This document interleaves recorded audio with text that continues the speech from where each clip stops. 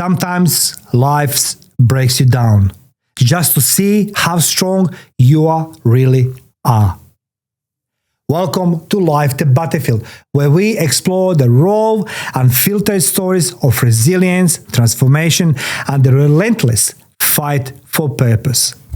Today I sit down with an extraordinary Mary Scott, a woman who's lived through life's deepest lows and still found the strength to rise.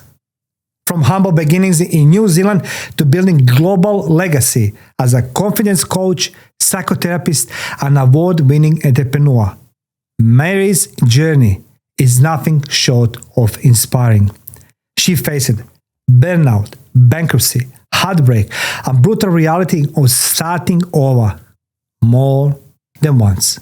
Yet, she kept going. She climbed out of rock bottom, rebuilding from the scratch, and now dedicates her life to helping women over 50 reclaim their power and rewrite their stories.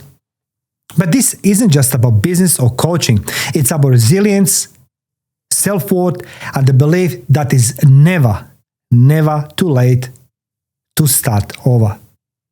So if you have felt lost, stuck, or like life throws one too many punches, Mary's story will show you the way back, the way up.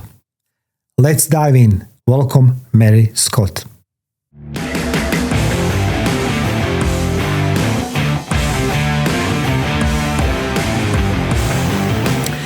Mary, welcome to the podcast Life the Battlefield. Today we're going to talk about how you are helping women over 50. Now, before we start digging deep into this, Mary, first of all, I'd like to say thank you for joining us today from the sunny and beautifully humid Gympie. I know that it's a humid day where you are, so I want to thank you for joining us in studio. Mary, before we dig into this topic, how are you assisting women over 50? Who is that Mary Scott? Well, I started my life as a nurse, Mario, a long time ago in New Zealand, came to Australia, and I was crazy about personal development, and I transitioned to undertaking a program in psychotherapy. Initially, that was a somatic psychotherapist, went on to do a diploma of Gestalt, and I ran a psychotherapy practice in Melbourne for 16 years, burnt myself out, moved to Queensland, couldn't get a job. I did some amazing different jobs before I came back to what I do today, which is confidence coach for women over 50 to help them reclaim their power back and their confidence back. You know, there is not many coaches there who will assist us over 50 because I'm 53 this year. And I want to say, first of all, thank you. Thank you, Mary, for being the one of the very few people on this planet Earth who's going to help the people in the golden age, including myself. For that one, I really give you the biggest credit. So my question would be, you know, your journey, as you say, began in a small town, New Zealand. But looking back, how did your early experience shape that resilient and determined woman you are today? I'm very curious how that shaped you to become resilient and determined woman today. That the early experience. The early experience growing up in central Otago and then in a small place out of Dunedin in New Zealand, which is right down the south, they were pretty tough days. Mum and Dad worked hard, we had to work hard, and I was a very keen sportswoman in those days, hockey, swimming, and there was a few knocks in there, you know, because I like to win, Mario, and I started to think I quite like that. I quite like getting the certificates, the trophies, etc. Did quite a lot of study in life-saving back then, very different to now, I imagine. But, you know, it was pretty tough. I was the youngest of four, and growing up where they all thought I was spoilt for some reason, and I thought life was pretty tough.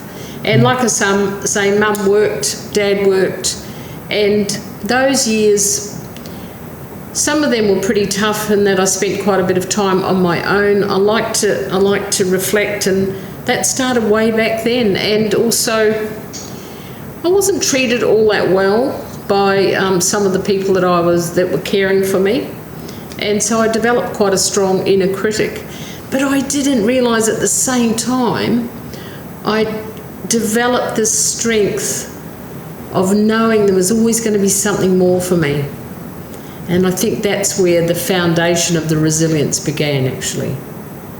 So you start working at early age. I mean, today, that is not normal for nobody around us. You will agree, like, if I said to my son, you are 12 years old, you need to go to do work, something is going to say, like, I'm going to call the docs, I'm going to call police on you. So I like you share with our audience, Mary, because you have such a abundant life experience. You started working at a young age and you embraced entrepreneurship early on. So, like, my question would be for everybody: what did those experiences teach you about independence and success? So, like, Mary Scott, translating experience many years ago today about your parents' success. Well, back then, because I was a keen sportsman, my father said, if you want new things, new hockey stick, new bathers, you buy them. And I was like, what? Yeah, with water, yes. And, so I set to finding jobs, and I just found one job after another, and I created the money I needed to do what I needed back then. I don't think anything's changed. I'm a great manifester. Yeah. I'm still creating. Sometimes I create things out of nothing, like I love to teach people about personal development, and suddenly when I'm doing that, I'm tapping into a wealth of knowledge of, more than 3 decades, because I've been crazy about personal development since the middle 70s. It's quite remarkable when you think about it like that. It's like, whoa. It is remarkable. So why nursing? You spent 20 years in nursing before you transitioning into psychotherapy. And what made you make that leap? And how did that redefine your purpose? I wrote these questions because, I can't just ask simple questions, because you're very, very, very interesting person doing the nursing, moving to psychotherapy. And the question is, what made you to take that leap, and how that redefine your purpose, Mary? Look, it's an interesting reason, but this is the truth. This is a truth-telling point. Okay, right? Please. I reached 15 and I wanted to leave school because I had enough. School wasn't for me. And I knew my father would not let me leave home if I didn't have a plan that was solid. Okay. So I left school on the Friday, started work on the Saturday, and that begun my work as a nurse. But I'd set it all up. I worked in the Mater Hospital in Dunedin. I knew I could live in there. So I also left home on the Saturday. My father was astonished. He was like, no, you must stay at school. And I'm like, no, it is not for me. And I was quite rebellious, and I was very strong-minded, and I knew what I wanted, and I knew I could help people. By then, only 15, I knew I could help people. And to be honest, when I went and asked the nuns, because they were run by the Mercy nuns, they still are, the Mater hospitals around the place, and I found out that I could live in there, I was like, oh, wow, that's really exciting. And so my mother and father took me on the Saturday, dropped me off, and that's when my life truly started, because I felt so independent. But the nuns lived upstairs, so you couldn't get up too much. And I think my father knew that. So that's how I got into nursing. But, from day one, I knew I was absolutely born to do that. But, there's a downside to it. I hadn't done enough schooling. What was I going to do? Can't suddenly study. Can I ask you something? I'm just curious now, we're close to the age, and when I was 15, I left the home as well, but I left to go in military school. My father wasn't very happy with that one, because I was a best student, and if I fail, he needs to pay everything government. But anyway, I went. What's the difference today, Mary, you see? Let's talk about female point of view. Female 15 years old today, living home, and a Mary being 15 years old and living home. Why didn't you go into troubled waters, I would call it, you know what I mean? Because most of teenagers they run from home because of money or drugs or, you know what I mean, problems and everything else. Why haven't you become the problem to your parents? Instead of this, you take this very seriously. Young Mary, 15 years old, it's very young, and you take life very seriously and start creating and helping others. So please share with us, what's the difference between then and now, Mary? I think I wouldn't have said this then, but I think the family values, they informed that decision. And, you know, I did want to have fun, but I also had my sport. And that was a fabulous outlet. I continued with my hockey, I continued swimming. I didn't compete anymore after that, but I certainly did in hockey. I still played hockey. It was a little bit difficult with the shift work. But I really didn't at that time have any thought of wild things, although, you know, back then in New Zealand you could drive a car.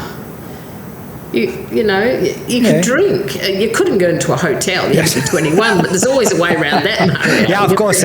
We'll not teach that. We'll not teach younger generation that one, is it?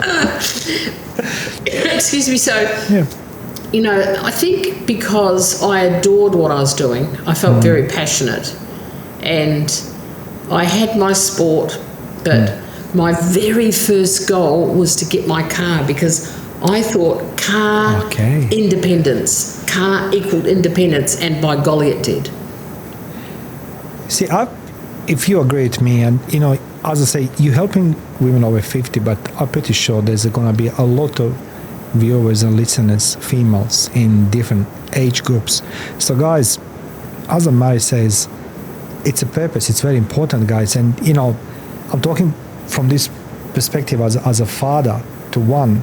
And the purpose is very important, and please talk to Mary. Maybe she's going to help you. Doesn't matter what age you are, to find your purpose. For her, was a car equal freedom, equal I can drink later. But that's not the way.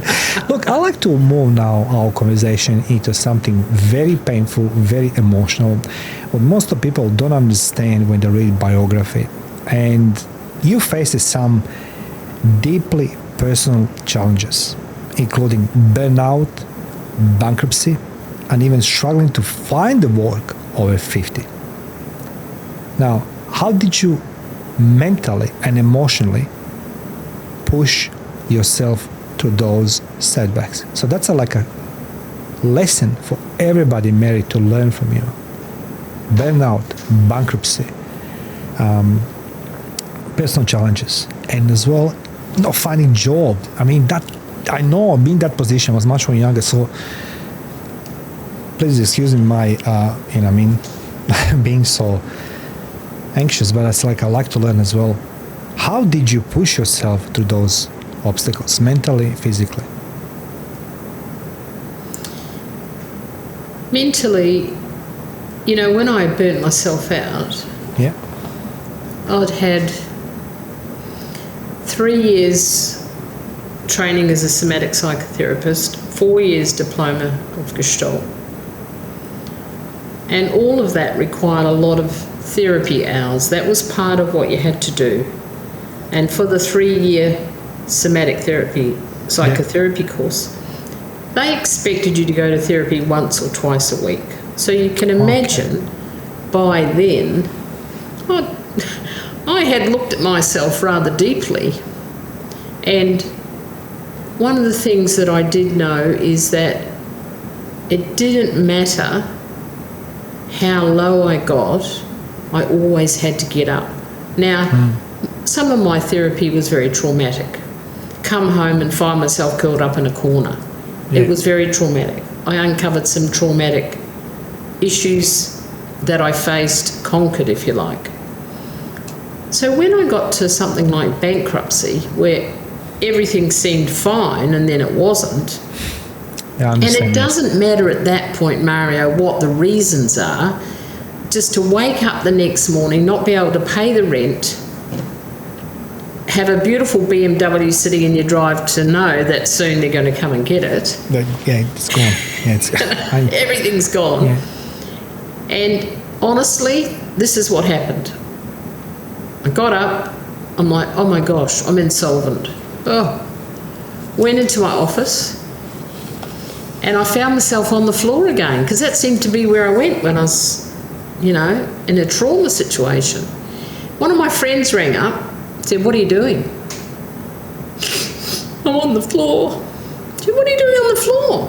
I said, well, through tears, I just said, whoa, what am I going to do? And she told me to get off and get the double out AC, there. Yes. Yes. Gluteus maximus, I can't. That's right. And she said, and I thought, right, I will. I was very abrupt. I wasn't happy. But I said, yes, I will. And I got up and I went looking for a job. And I knew that's what I had to do. I had rent to pay.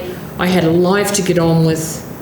And, even then, I was incredibly optimistic. I knew there would be someone that would help me. Why I knew that is just innate, I think. I just knew that someone would help me, and they did. Can I, just on personal question, my curiosity, I'm quite sure that you're seeing people around yourself as I see people around myself. When they hit an obstacle like this, that beautiful BMW is going to disappear. It's gone. That, you need to downsize the place where you live, or, all other things. Some people will choose different path. Drugs, alcohol, cry me a river story, blame everybody, and list goes on. Mary, why didn't you go that path? Why didn't you choose the path of being sad, depressed person, filled with the drugs and alcohol, and waiting for somebody to fix your problems? So if you can translate this, why haven't you done this, and why people shouldn't do this today?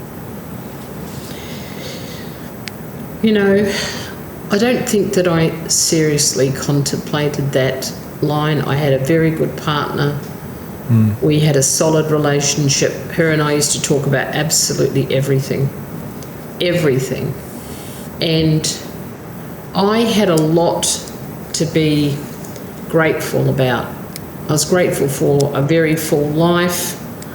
I knew, because by then, Mario, I had so many experiences and jobs behind me.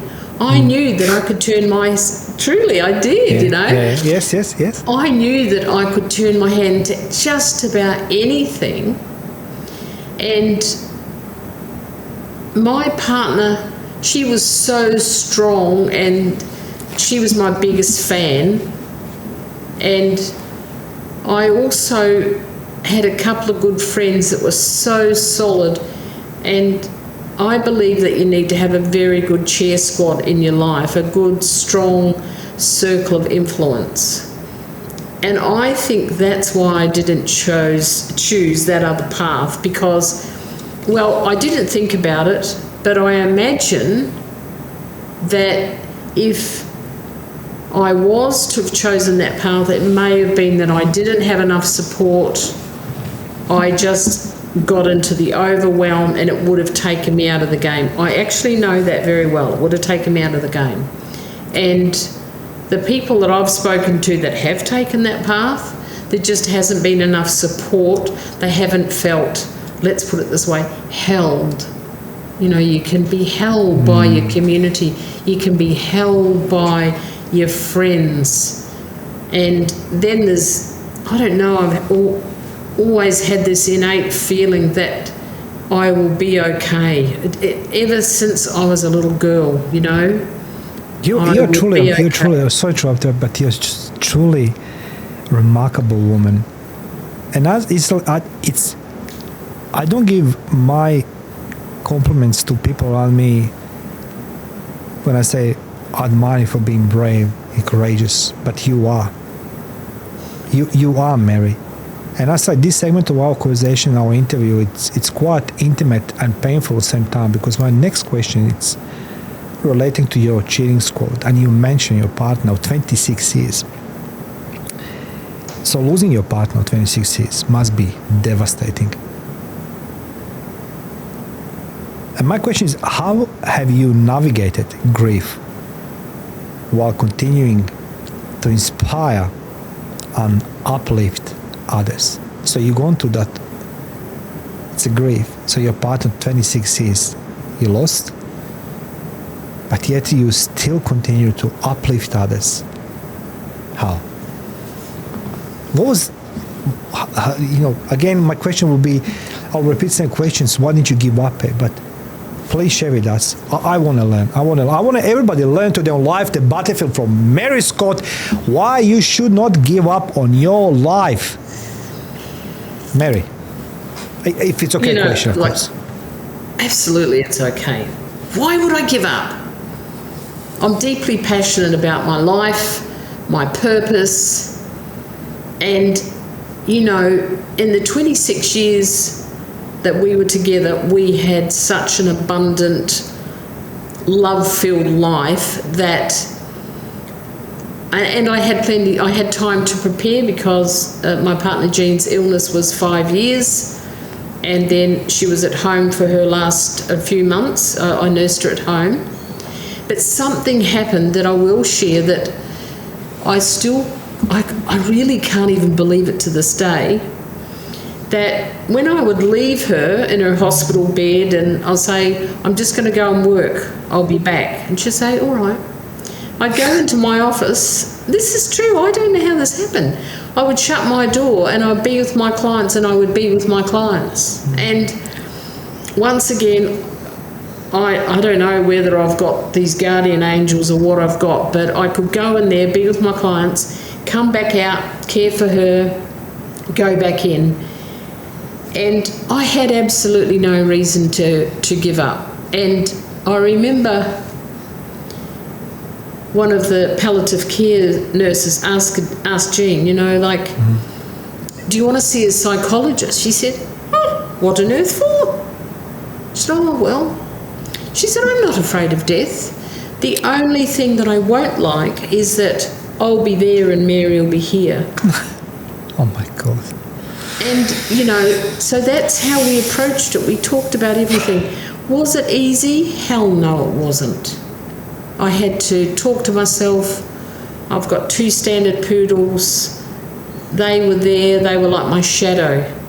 And every day I would get up and I would say, what's your intention? And I still do that. What's your intention? And sometimes I go, I don't know. What's your intention? And then I would start to think, what is in this day that will propel me forward? And I love, I've got hibiscus flowers out my garden. There's 5 of them out today. They're yellow, same as my dress. And I go, you're magnificent, thank you. Now, some people might say she's crazy, she talks to herself, but I do. And if I'm doing presentations, I go, oh, come on, let's get, And I don't know, it's just in me. And the grief, I had the grief a long time before Jean actually passed. Yeah. Finding her on the floor one day and having to call the ambulance because I couldn't get her up. That was one of the most grief-stricken moments, and I just sat on the floor with her and cried. I was just like, oh my gosh. And I think grief's a funny thing. It's insidious, and it comes up and bites you when you least expect it, Mario. And I remember going into a shop one day and wanting to buy something, and next thing I'm just crying, and there was just this young woman there, and she didn't know what to do. And so I said to her, you don't need to do anything, I'm just sad. And she was like, oh. And I just went out of the shop, just crying, and got into my car and I put the music on. God owes you all a lot, Mary. Honestly, I'm hoping there's going to be many Marys like yourself across this planet. who has more courage and more resilience than the men even I know. Caring about somebody who is very sick, it's a different experience than anybody can imagine. I know because I have my father last 3 months before he passed away. So like I was very, very young, I was 22, and it was a very painful experience. I want to say thank you, Mary. Thank you in the name of every single person on this planet who needs the hope and inspiration that you are. Let me shift a little bit more question now. It's a little bit tricky now. I just want you to dig deep now before I ask questions. So my question is like, you work in all these tough environments, offshore, coal mines, detention centers, high stress environments. Now the question is this: what was your hardest moment you faced, and how did it shape your perspective on resilience? So a little bit more like on a work-related side. Hardest moment, but shaped your resilience. You're very resilient, you know what I mean? Like you're ready, you know, but you worked in places where the most of us men will not work. So like, I mean, how that shaped your resilience? The hardest moment stands out as an easy answer in some ways, be it another traumatic event, because when the last probably 16, 18 months in Nauru at the detention centre, I had under my care almost 1,000 asylum seekers. Oh my God, that's a lot of people there. And I hadn't had much experience with critical response, incident management, all of that. I learned that all the time. I learned it very quickly. And one of my hardest moments was this. We were on night shift. We hadn't been on shift, so night shift started at 6 p.m. And you've got to remember, Nauru, it's 36 kilometres from the equator. If I think today's hot, it was stinking hot. And at night it was stinking hot. And it's not a Fiji destination to enjoy, it's a detention centre. Not. That's right. And my office was in a massive marquee with just little walls and just a door and a big rusty old fan that went, and like a movie there. Just like the movies, I'm so sorry. That's And I was called by my 2IC to say there was a problem, and there was a riot, if you like, and a lot of the asylum seekers were walking up the hill towards my office in the marquee office. So I went outside to look, and I had plenty of support. Some men that were 3 times my size, And I looked down the hill, the gravel, the dust, because it was still light. And I saw all these people walking towards me. And my heart was beating so loudly, I was sure that the person next to me could hear it. And I was like, hell. And as I got a little bit closer, I saw that they had children placed in front of them and their lips were sewn together. Oh my God. I was taken back. I felt this is the rawness of society, and I am here. And we made some really critical decisions that de-escalated. It didn't happen straight away, but to face people, some big men that would get this close to me, almost touching my nose, telling me what I should do, and my heart beating louder than anything. I practiced breathing. I know this sounds crazy, but I wanted to stay firm. I wanted to stay firm, and I looked at this man in the eyes. I said, we will do everything that we can to assist you. I mean, that's still a hot potato, so there's no point in me going into that, because I don't think that's a worthy thing here. But to see the rawness of society, little children with their lips sewed together, people with their backs to their wall from many nations, some of them stateless, some of them don't even belong anywhere. I didn't even know that term before I went there. How devastating that must be. And was I frightened? I can't say that I was, but there must have been fear there because of my heart beating. But I was so well supported. I will say that. Any big decisions like that, there was a whole team behind me, and I had superiors that supported me. Sometimes it didn't always go that well being a woman. Working with a lot of military men, you would understand that, and especially being the boss. Yeah. So that was a defining moment in my life. As I'm telling you this, I can see it all, Mario. I've got it all there. It's in my head. I sometimes have that image when I'm thinking about people that are doing it really hard, or, you know, back in the days when I'm doing it hard. These days I don't feel like I'm doing it hard at all. My life is very rich. But I think of that and I think, well, okay, you've got your freedom, you've got your health, you've got your optimism, and you've got a purpose that will drive me. I will have that purpose till I go to the grave. So, that's pretty good.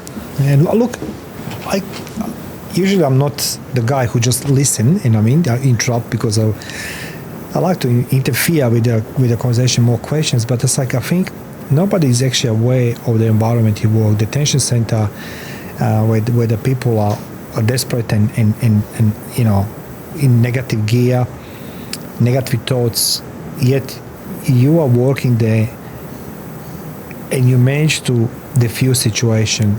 What I try to say, stories like yours you can't find on every corner. You can't, yet they exist. And I'm glad that this podcast, Life the Battlefield, it's actually broadcasting this, because I want everybody look at you as a real model and learn from you. Because if the woman as you can do these things, nobody should complain in their life that is not possible. So my question is, why did you transition from psychotherapy to become confidence coach? Because I truly believe you know what? Everybody loves to be the guru, the business coach, life coach, but confidence coach, that is what the people missing. People missing their confidence. I will always say this, I'm sorry, just to become passionate now. So, I love it. So Mary, please share with us. Why did you change psychotherapy to become the confidence coach, particularly for the women over 50? Because that's the key of this podcast today. You're empowering all us. You are arming all of us with your knowledge, experience, but the women over 50. So why transitioning from psychotherapy to confidence coach, women 50 plus? Well, I think those 50 years with me were challenging. I decided to run the Boston Marathon at 54, and look at me, I don't have a runner's body or shape. I did it, absolutely. And then I found myself up in Queensland applying for 500 jobs. 500 jobs. I applied for a counsellor position. I thought, I won't set up my practice again. And the closest job I got offered was working in Tennant Creek, and I didn't particularly want to go to Tennant Creek. I loved where I was living at that time. I was in Noosa, and I'm not going to do it. And one of my friends said, 500 jobs? What the hell's wrong with you? And I was like, I didn't want to say that, but she said for me, 500 jobs, God. Yeah. Exactly. And I thought, and during that time, I was selling door to door, because one of my friends gave me a job selling his car vouchers for services to cars, and then I got a job in a call centre selling holidays. So I was doing that as well, because that kept the roof over our head. Yeah. And I worked for a friend who was a migration agent for 7 years. Learned all about that. That was pretty cool, and that required me to be away from home. That was very tough to be away from home. And I think what happened, why I transitioned, there was a big space. I've been to Nauru, I've been up north in the mines, underground, open cut, all that. And it hit me one day, you've got to get back to your purpose. You have to. You've had your fun. You've gone overseas. You've played. You've if you call that fun. Get back to my sole purpose. Why am I on this planet? What am I here for? Yes. So my years being 50, I think there was a lot of adversity. Yes. And when I decided that moment, oh my gosh, I thought, I'll be a coach. Right, let's get started. Let's get into it. And I partnered with a company in the personal development area. And after 6 years, I was like, nope, I want to do my thing. I want to share my knowledge. And then I said, what am I going to call myself? And my coach said, you help people to grow their confidence. So why wouldn't you call yourself a confidence coach? I said, right, done. That's how it happened. And I have to tell you, I'm grateful that you are that one, because I'll share with my audience right now, guys. You know that I'm standing for the coaches who can demonstrate how to do things, not just coaches who majority just talking the theory and why you need to find these things. Mary, she knows how to reach your goals, find your purpose, your alignment, because she's been in that boat. Plus, she's qualified. So she's not only has a credibility, has an authority, guys. So feel free to reach the Mary. I'm going to put in comment section below all the details of Mary so you can reach her. But Mary, I like to ask how you're helping the women now, because women often struggle with their self-worth, identity, especially after major life changes. The question is, what is the first step they should take to rebuild their confidence? So we talk about women after major life changes in life. What will be first step you would like to share with our audience, with the women, what they should do first to rebuild their confidence? I think get yourself a cheer squad. Okay. Get yourself someone, a coach, therapist, that can support you and your cheer squad, because it's a very powerful thing. When you have a cheer squad, you can do anything. Oh, well, some people might say that's not true, but I'll tell you what, you do a lot more with a cheer squad behind you. You take more risks. You are prepared to go harder, I believe, and I think that you are more hungry. I asked this question. I ran a workshop on the weekend and I asked people there, how hungry are you today out of 100% to be successful? And some people are shocked, Mario, that 10%, 50%, a few people say 100%. Oh, really? Okay, interesting. Hey. So I think, so get a cheer squad.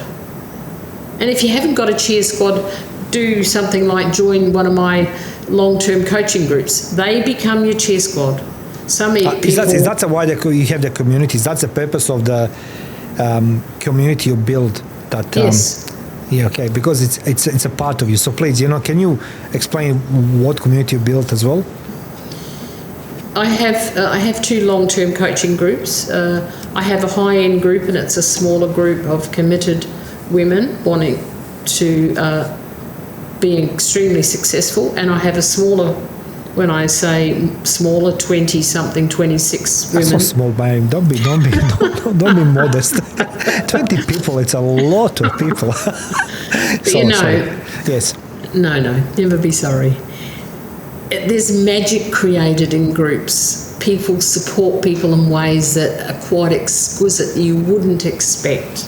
And this group, I set it up for women. I've got men in there, and they fit perfectly well as well. So I do help a lot of women, but I have men clients, I have young clients, I have older men.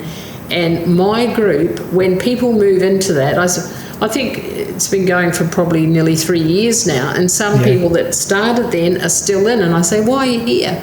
Oh, I couldn't do without the cheer squad and the and the support that I get here. That's true, you know. Yes. And I have some people that started in jobs that have transitioned to their own business and very successful.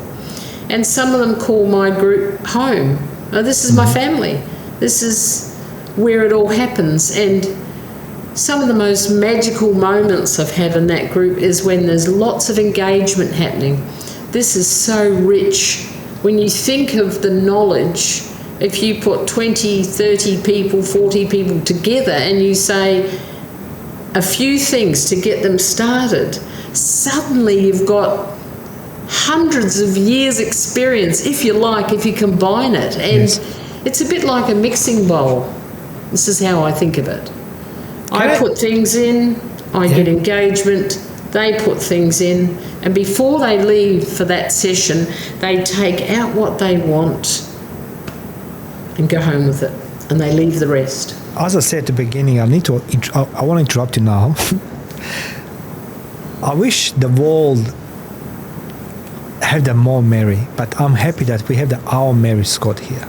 Honestly, we live in a very, very challenging times. And, you know, I often say to my son, you know, look, I was born in communism and grew up in communism, you know, then I fight for democracy, whatever, you know, call this freedom, whatever it is.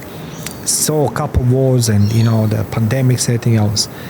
But yet, you know, I try to find not reason and purpose, but I want to live my life more, you know, I mean, with a more smile on my face, because most of my life I was a very angry man on everybody. For everything what's happened to me, I blame everybody, even you, Mary, before I knew you. Then something changed. But you said something very interesting, that you are grateful for your hibiscus tree, which is yellow right now, so in your garden. And you said, thank you for my hibiscus tree. I want to ask you a question which is totally irrelevant for what we spoke right now, but you mentioned hibiscus tree and being grateful.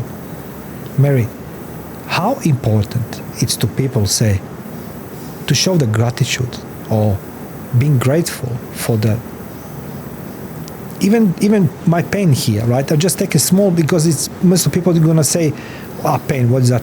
But okay, I'm an old man, I'm still using pen and paper. So, but I think it is why is it important to be grateful, as you say, with a smile on your face, for your yellow hibiscus tree, and look at my shirt, it's my sign, it's my color, yellow. Why we should be grateful, and how often we should be say thank you, whatever reason is. I'll go back a little bit. Yes, please. If I by all may. means, yes. I used to think being grateful was Weak? Yes, obligation, that I should be grateful because, you know, that. Okay. And then I suddenly realised that all these wonderful things like nature, looking at a beautiful ghost gum, I've got, you know, beautiful palms around me, that why wouldn't I be grateful for that? Because there's so much more that I'll get from that I can then give so much more. See, people, and let's face it, gratitude's talked about a lot, sometimes too much, I think. Yes. And it's about the simple things. And that's why I always talk about my hibiscus. I nurture it, I water it, I fertilise it, and that's because I love it. And if you do that, and I do that, with every aspect of my life, I then feel like I'm overflowing and I have a lot more to then give out there. So it is simple, and I think, I'll say this, I think we've just got too damn complicated, because it's not about being complicated, it's about being small, simplistic, if you like, one step at a time. And going back to those women you're talking about, I encourage people, just one step, just do one step, one step, one step. Don't get ahead of yourself, and get the support you need. I think those two things are key for women over 50 to get back into their power and to build their confidence. I think that's really important. I never heard better explanation in my life. And you know what? Usually it's the best answers you're going to find in the places you least expected. I just want to relate to something. In 2010, when I started my business, and I was all down, and there was in a fashion a law of attraction, right? I was able to talk about law of attraction, and I was like, Anyway, one of the moments I went into the library and I found a book, the gentleman Aussie writer called Paul Hanna, and the book You Can Do It. And he talks about this movie, you remember for sure, Field of Dreams. If you build, it will come, and Kevin Costner, I said, oh God, And in the moment of desperations, literally desperations, I start turning myself towards this. Today I'm grateful that I discover Mary Scott on the most unexpected place in Queensland, giving the hope to this world and simplicity how to lead the life. Simple steps. You say one step at a time. Not go run the Boston Marathon straight away. But thank you for that one. Now I want to share with our audience, guys, all that trauma, all that successes, obstacles, burnouts, bankruptcy. Mary Scott, our guest today, she won the Global Evolutionary Woman Entrepreneur Award, and she won the Global Superminds Award. Now, please correct me if I didn't say something properly, Mary. What do those awards represent or means to you? Is there some type of recognitions you are proud of? I'm definitely proud. But I've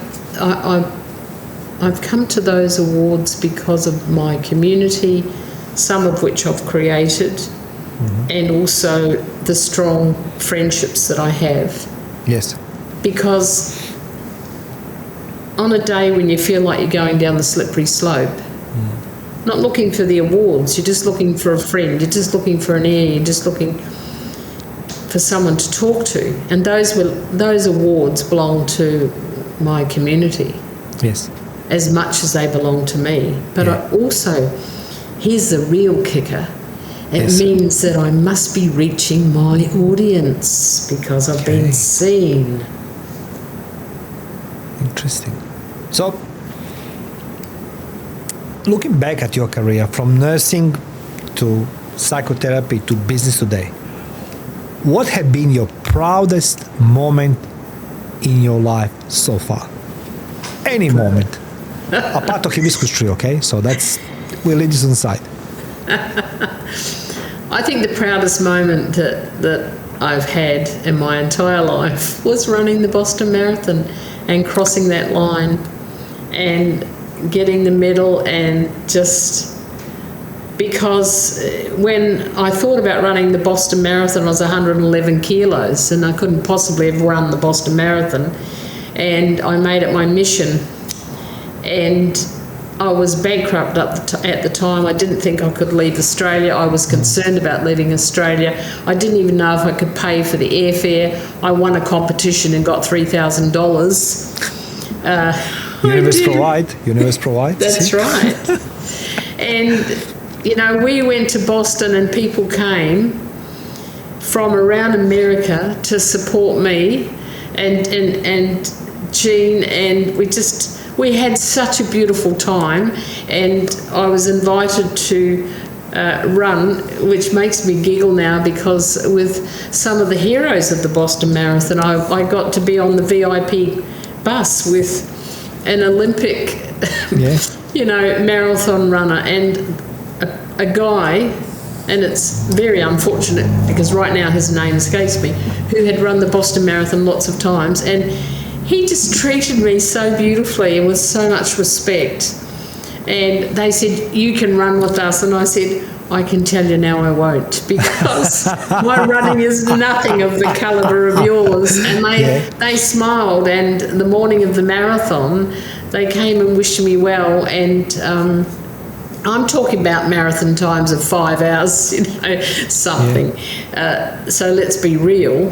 But it was a juicy moment. It was a moment of, oh my God, I can do any damn thing I like, and here's the proof.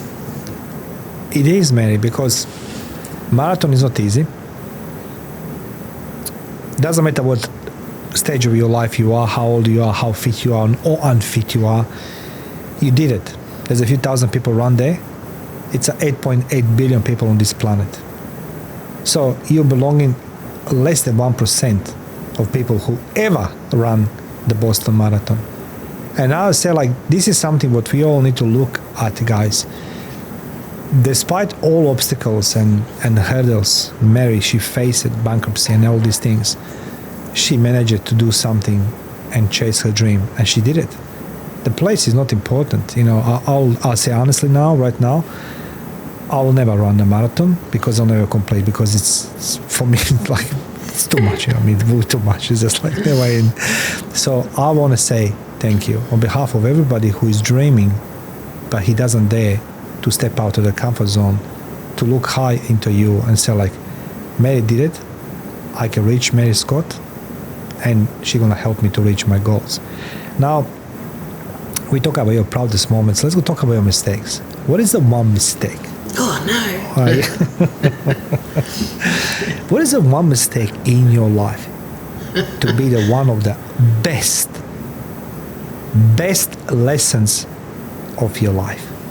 You know, I've got quite a few of those, Mario. Feel free to share with us. I've got quite a list, you know. Not many people don't have the one. Well, you know, mistakes are lessons, you know, and you've got to keep falling forward. Think about that. You have to keep falling forward. And yeah. I think, look, it's a bit of a cluster. I think one of my biggest mistakes was to not take money seriously. Because interesting.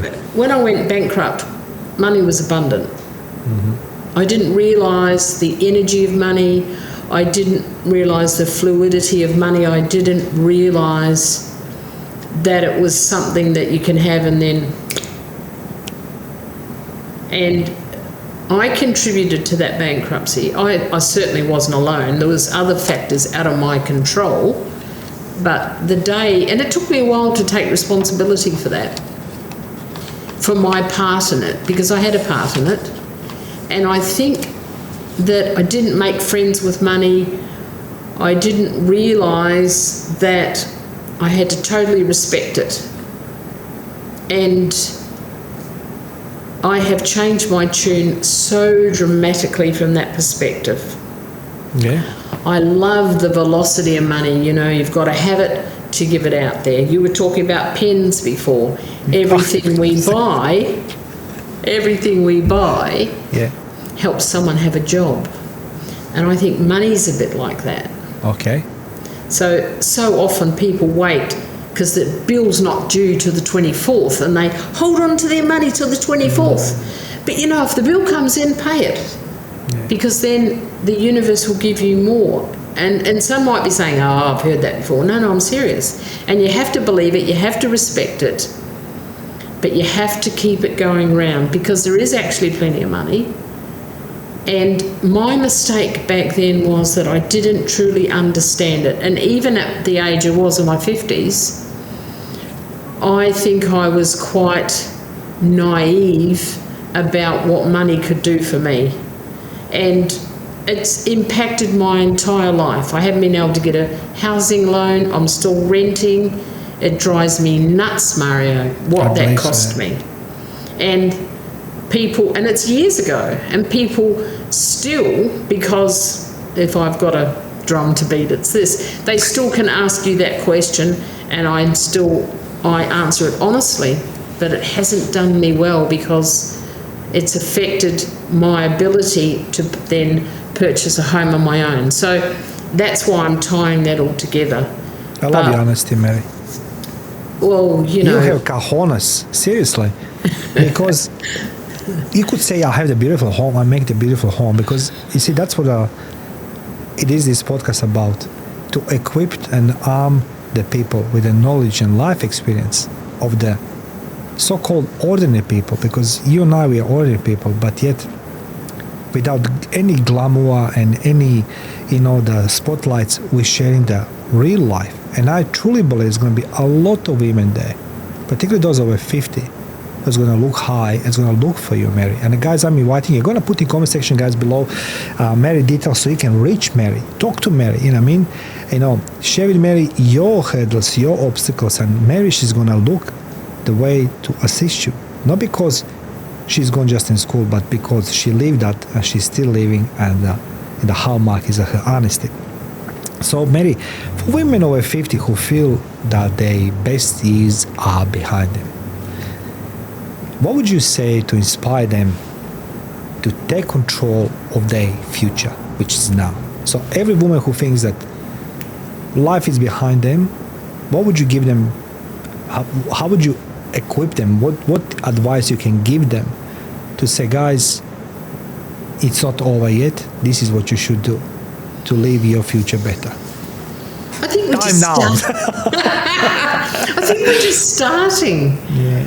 One of the things that I do is I get people to write down, and we did it in my group just this year about 2024. Write down what you achieved last year, and some people were absolutely astonished about what they've achieved that they didn't realise until they started writing it down. But you get to 50, you've had 50 years on the planet.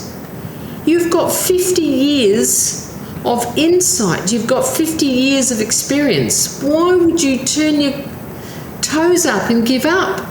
Because there's so much you can take. Like, you could live another 40, 50 years.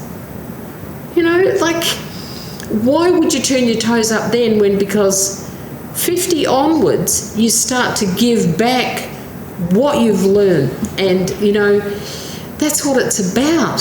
And if you can then have another 20, 30 years of learning, what is the magnitude of the difference you can make in giving back with all that experience? So if somebody calls you, Mary, like any woman now, reach you, what they can expect, how we can help the people, how are you helping these women? Confidence is a very important part of the life. Without confidence, you can't do nothing. So correct. You as a confidence coach, how do you assist women? So somebody going to reach you, what they can expect from you? They can expect my 100% attention. They can expect that I will see you, I will hear you, I will be there for you, and I'll teach you some very good strategies where you can go little bites at a time. And after working with me some time, you will feel more confident than maybe you've ever felt, because we're going to build on your strengths, because we've all got strengths, Mario. We're all quite resourceful, but we just don't know it. Yeah. And so I managed to tap into people's resourcefulness, their resilience, their moments, just like you're talking to me today, proud moments, having children, taking on jobs, all of those there are lines in the sand to help you equip with now. You've just lost your way. I've lost my way various times, quite a lot in my life. Yes. But I found my way back. And then once we get into that, apply the chair squat and environment, you're on steroids then, Mario, because you've got me, you've got you, and you've got a chair squat. Gets so much better after that. Thank you, Mary. Before we wind up, because you're truly your gift, it's like you're the gift, particularly for the women, because you live that life of working in one of the harshest environments, mining. I mean, detention center on, different island, and God, you have so much tools inside of you we can share with every woman. So guys, if you're a woman over 50 and you believe that your life somehow it's there's no future for you, feel free to reach Mary. You'll be surprised. You'll be very, very surprised, because she's going to help you. She's going to assist you. And as Mary says, she doesn't sell product and services. She says, I will be there for you. As my ex-wife, she told me, she's an anesthesiologist. She says, all these people come in hospital, they're not even sick. I need to listen 20 minutes of their problems, about their mother, the daughter, the this and that, and then they leave. And it's like, what are you saying to me? She says, they're not sick, they want somebody to listen to them, and they go. I was like, that's a very interesting statement. And you said this at the beginning, Mary, I will be here for you. So before we wind up, Mary, can you share with us, what's the plans for you? Is anything coming in store for us, book, some new project, workshop, some community work? What do people can expect from you next, like I said, 12 months? The next how many months? Next 12 months from you. 12 what months. Mary Scott is going to do for next 12 months, what we can expect? Maybe the book, maybe there's some manual, maybe a retreat in the Queensland. I've already written one book, Run Mary Run, about the Boston Marathon, so that's on Amazon. Yeah. And I have another book in me, and by the end of this year I will have pulled most of that together. But one of the things that I really want to do, Mario, is I want to build a global group of women around the world where we foster leadership in women that don't know that they're leaders. Some people are leading on their own out there. I want a group of global women. They'll be powerful. They won't know it until we tap into it. But I want to build a group. And I've got a podcast, nothing to the depth that you have. And I interview women around the world. And some of those women will make up that global community. And I tell you, I'll give it everything I've got to that group of women to help many women at wide range of society, cultures, to step up into their leadership, to step up into their power and their inner strength. That's my goal. I don't think it'll be done in 12 months. I'll probably still be doing it a long time from now. But I know there's so much out there for women to be magnificent leaders. You know what, Mary? Even if we talk about your marathon run, and I need to ask you one question about marathon. Did you want to give up at any point of time that marathon? No. Why not? Because I was here to do it, and do it I did. Guys, I'll leave it that. When you have the goal, key objective, whatever you want to call, you know that you want to achieve this because you want to achieve, not because somebody else told you. Mary, thank you very much for being my guest on Live the Battlefield. Guys, I'm going to put in comment section below all the Mary details and Amazon book and all these things. So feel free to contact Mary, particularly women over 50. If you're struggling with your identity, confidence particularly, and you believe that you have no future, please, guys, jump online, contact Mary, let your life be changed on better. As Mary says, you have 50 years around the sun. That's nothing what you can live even more. Mary, thank you very much for being my guest today. Mario, thank you so much.